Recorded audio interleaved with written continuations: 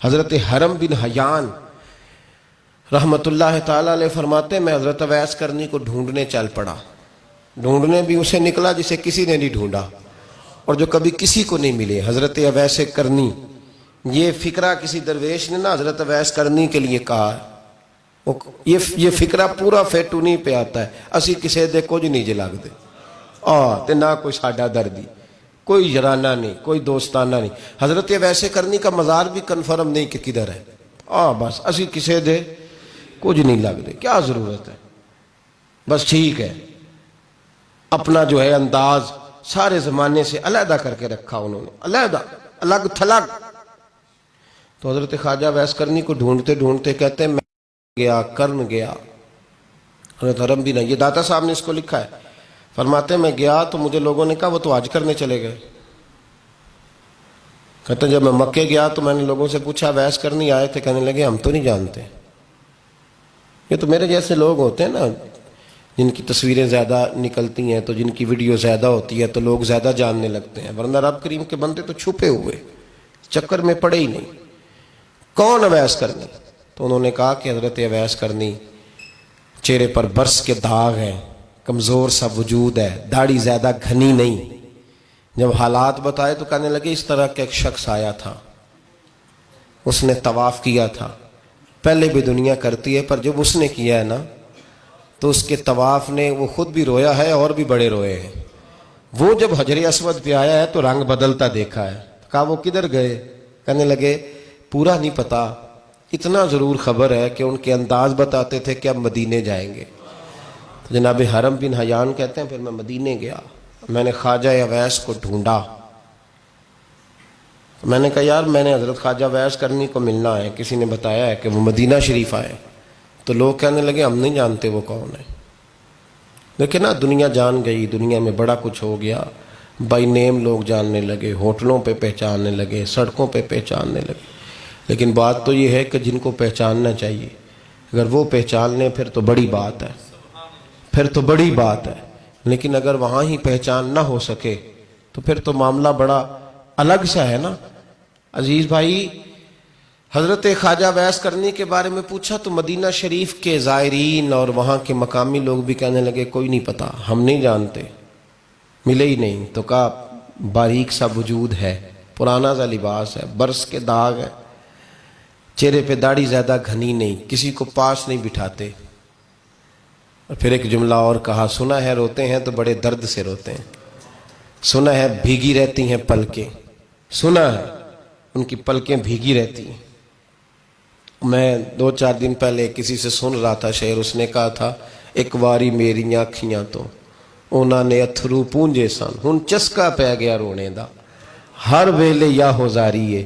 تو کہتے ہیں کہ وہ اس طرح کی اس کی کیفیت ہے.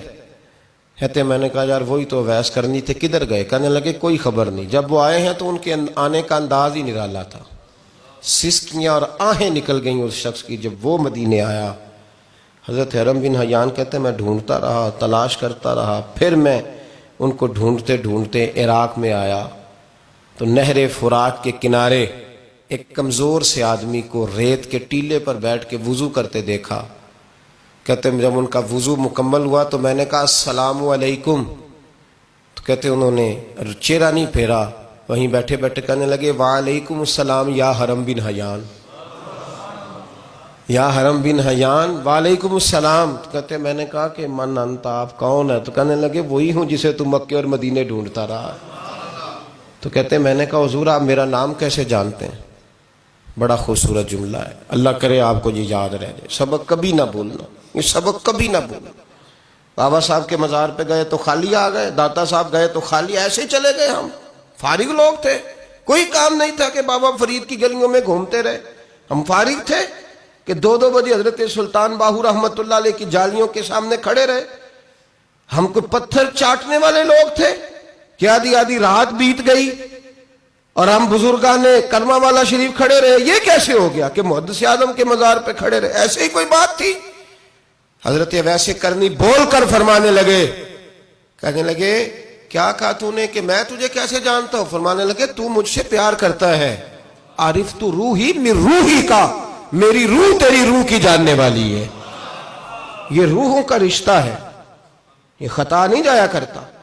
عرفت روحی من روحی کا، میری روح تیری روح کو جانتی ہے. یہ کیسے ہو گیا؟ کوئی ایسے لوگ تھے تو اتنی جگہ مجھے تلاش کر آیا اور میں تجھے جانوں نہ؟ یہ کیسے ہو سکتا ہے؟ یہ کیسے ممکن ہے؟ تو ڈھونڈتا رہا گلی گلی اور میں کہوں کہ میں تجھے جانتا نہیں. فرمایا حرم بھی نہ جان میں، ہاں میں دعا کرتا ہوں اللہ کی بارگاہ میں کہ رب کریم مجھے اور تجھے جنت میں اکٹھا کر دے. کہتے ہیں جب انہوں نے یہ دعا کی تو وہ چل پڑے. میں نے کہا حضور کہاں جا رہے ہو؟ فرمانے لگے میرا پیچھا نہ کرنا، میں کسی اور منزل کا مسافر ہوں، اور جس رستے میں چل رہا ہوں نا ان منزلوں پہ ساتھ نہیں کسی کو لیا جاتا. یہ میری اپنی ذاتی منزل ہے، اس میں پاؤں پہ چھالے ذرا سخت ہوتے ہیں.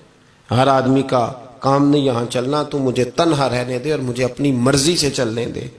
کہتے میں نے منت کی تو کہنے لگے بس تو نے جد و جہد بڑی کی تھی تو تیرے ساتھ ملاقات کر لی، تجھے پہچان لیا، تیرے ساتھ بات کر لی، ورنہ میں کہہ چکا ہوں اسی کسے دے کچھ نہیں لگ دے. اسی لیے میں نے حضرت غالباً امام شورانی رحمۃ اللہ علیہ کے حوالے سے پڑھا ہے کہ قیامت کے دن جب حضرت ویسے کرنی جنت میں جائیں گے تو ممکن ہے اس وقت بھی لوگوں کو دیدار نہ کرایا جائے، بلکہ امام شورانی کہتے ہیں اللہ 70,000 فرشتے ان کی شکل کے پیدا فرمائے گا اور ان کے جھرمٹ کے اندر چھپا کے انہیں جنت میں داخل کرے گا. ملاقات کس سے ہوگی؟ صرف انہی سے ہوگی جن کے لیے انہوں نے زندگی گزار دی. یا خدا سے ملیں گے یا مصطفیٰ کریم سے ملیں گے. یہ بھی لوگ تو محبت کریں. صالحین کا پیار، نیک لوگوں کی محبت، صالحین کی محبت رستہ آسان کرتی.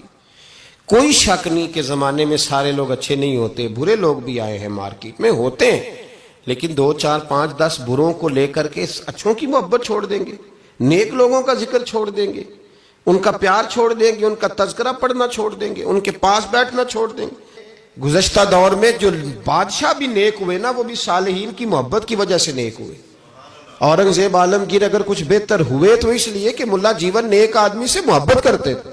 محمود غزنوی کی بہتری کا سبب یہ تھا کہ حضرت سیدنا ابو الحسن خرقانی کے پاس جایا کرتے تھے. صالحین کی محبت نے بادشاہوں کے رخ بدلے، بادشاہوں کے. ان لوگوں کو پیار تھا تو حالات جہانگیر بادشاہ جایا کرتا تھا خواجہ اجمیر کے آستانے پر، تو لوگ کہتے ہیں کہ بڑے سخت دنوں میں بھی ہم اس کی آنکھوں میں آنسو دیکھا کرتے تھے. درد والی جگہ پہ جاتے تھے نا لوگ تو درد مند ہو جاتے. اس لیے صالحین کا پیار کبھی نہ چھوڑے، کبھی نہ چھوڑے. میرے بھائی کپڑوں پہ مٹی پڑ جائے نا تو کپڑے دھوئے جاتے ہیں، اتار کے پھینکے نہیں چاہتے. چیزیں غلط ہو جائیں تو گرد جھاڑی جاتی ہے. اس نظام کو چھوڑا. صالحین کا پیار کبھی نہ چھوڑنا، کبھی نہ چھوڑنا. رب کریم کے بندوں کی محبت اللہ تبارک و تعالیٰ کے قریب کرے گی آپ کو. اللہ کے بندوں کی محبت آپ کے اندر جلوے پیدا کرے. اور اگر آپ ان کو پڑھیں گے، میں جب پاک پتن شریف جاتا ہوں یا کسی مزار پر میں کھڑا ہوتا ہوں نا تو وہ جو حالات پڑے ہوتے ہیں نا ان بزرگوں کے وہ سامنے آتے ہیں کہ یہاں خواجہ نظام الدین محبوب الہی تشریف لائے. دیکھیں نا اگر کوئی بندہ سوچے تو ہو سکتا ہے کہ اس کا کلیجہ پھٹنے کو آئے جب خواجہ نظام الدین صاحب کہتے ہیں کہ جو باب جنت ہے نا بابا فرید صاحب کا، کہتے ہیں ایسے ہی باب جنت نہیں. فرماتے ہیں جب بابا صاحب کا وصال ہوا تو بابا صاحب وہیں لیٹے ہوئے تھے جہاں آج ان کی مزار ہے، اور ان کے سرانے بالکل جس جگہ کو لوگ باب جنت کہتے ہیں وہاں میں نے رسول پاک کو کھڑے ہوئے دیکھا ہے. اب کوئی آدمی حضور کی خوشبو محسوس، اس کا ایک ارادہ بن گیا نا کہ یہاں حضور کھڑے تھے، اس پر کیفیت کیا طاری ہوگی، اس پر انداز کیا ہوگا، اس پر وارد کیا ہوگا، وہ کہاں پہنچ جائے گا 1-2 منٹ کے اندر. تو یہ تو اس وقت ہے جب اس کے محسوسات ہوں گے، جب وہ نظریاتی طور پر اس بات سے متفق ہوگا، جب وہ خوشبو محسوس کرنے کی صلاحیت رکھتا ہوگا.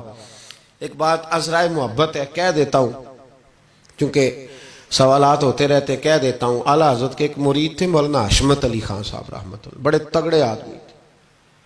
جن لوگوں کی پوزیشن بڑی سخت فاضل لوگ ہوتے ہیں نا، اور حاضر جواب 1 منٹ سے پہلے. پاک پتن شریف گئے تو باب جنت سے گزر کے آئے. باب جنت سے کسی ہمارے عالم نے نہیں لکھا کہ جب وہاں سے گزر گیا اب توبہ نہ کرے اور کوئی اچھا عمل نہ کرے تو جنت میں جائے گا. بس یہ کہا کہ ایک دروازہ ہے جہاں خواجہ نظام نے حضور علیہ السلام کو کھڑے دیکھا، گزر جائے کوئی تو الحمدللہ اس کے لیے ایک برکت ہے. لیکن کسی شخص نے یہ نہیں کہا کہ اب وہاں سے نکل کے آ جائے اور معاذ اللہ جھوٹ بولے، جو مرضی کرے اور کہ میں جنتی ہو گیا، یہ معنی کسی بندے نے بھی بیان نہیں کیا۔ ہاں وہاں سے گزر کے آئے، سچی توبہ کرے، بعد میں اپنے اعمال پہ محنت کرے، اللہ اسے برکت عطا کرے گا۔ فرماتے ہیں میں پاک پتن شریف سے ہو کے آیا، رش بڑا تھا، اس کے ایام تھے، تو باب جنت سے گزر کے آیا تو میں بس کی چھت پہ بیٹھ گیا۔ کچھ اور لوگ بھی تھے، تو ان میں سے کچھ ایسے صاحبان بھی تھے جن کو بیماری ہوتی ہے چھیڑ کے رکھنے کی، کوئی نہ کوئی بات کیے رہتے ہیں، یہ ہو گیا تو وہ ہو گیا، کہتے ہیں انہوں نے بات چھیڑ دی، مولانا کہاں سے آ رہے ہو؟ تو میں نے کہا پاک پتن شریف۔ تو کہنے لگے کہ آپ وہ بہشتی دروازہ جس کو کہتے ہیں باب جنت، وہاں سے بھی گزرے ہیں؟ کہنے لگے الحمدللہ، لائن تو بڑی لمبی تھی پر موقع مل ہی گیا ہے، گزر گیا ہوں وہاں سے۔ تو کہتے ہیں مجھے سونگنے لگ گئے۔ کہنے لگے پھر تو آپ جنتی ہو گئے ہوں گے، پر آپ کے پاس سے جنت کی خوشبو نہیں آ رہی۔ تنزیہ، انہوں نے کہا تنزیہ۔ تو کہتے ہیں انہوں نے طنز کیا تو مجھے بھی حق حاصل تھا، جواب در جواب کی تو اجازت ہونی چاہیے نا۔ میں نے کہا مولانا آپ کیوں سونگ رہے ہیں؟ کہنے لگے میں نے حدیث پاک میں پڑھا ہے کہ جنتی 500 سال بھی دور ہوگا تو اس کے پاس سے خوشبو آئے گی، یعنی 500 سال لگیں گے ابھی اس تک، تو پھر بھی جنت کی خوشبو آئے گی، تو آپ سے تو کوئی نہیں آ رہی۔ کہتے ہیں میں نے ان سے کہا آپ نے ایک حدیث پڑھی ہے، اگلی بھی پڑھ لینی تھی، حضور نے فرمایا جہنمی کو جنت کی خوشبو کوئی نہیں آئے گی۔ یہ نہیں پڑھی آپ نے حدیث، یہ نہیں نظر سے گزری؟ تو کہتے ہیں اب وہ مولانا مجھ سے معذرت کرنے لگے، کہنے لگے یار آپ تو ناراض ہی ہو گئے۔ تو میں نے کہا بھی آپ نے کیوں چھیڑی بات؟ میں نے آپ سے کوئی ڈسکس کیا؟ آپ نے پوچھا کہاں سے، یار پھر آپ ہی نے کہہ دیا کہ وہاں سے گزرے کہ نہیں جنتی دروازے سے، اور پھر آپ نے ہی اعتراض کر دیا، تو پھر ہمیں اتنا تو حق حاصل ہے نا۔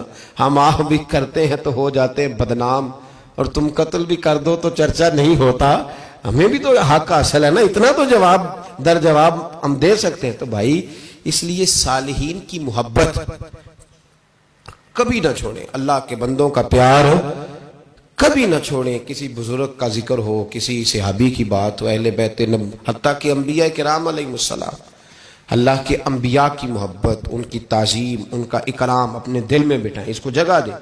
یہ تکمیل ایمان کے لیے بڑا ضروری ہے۔ فقد استکمل الایمان کے لفظ آئے حدیث میں، اگر تکمیل ایمان چاہیے تو اللہ کی رضا کے لیے لوگوں سے محبت کرنی چاہیے۔ اللہ عمل کی توفیق عطا فرمائے۔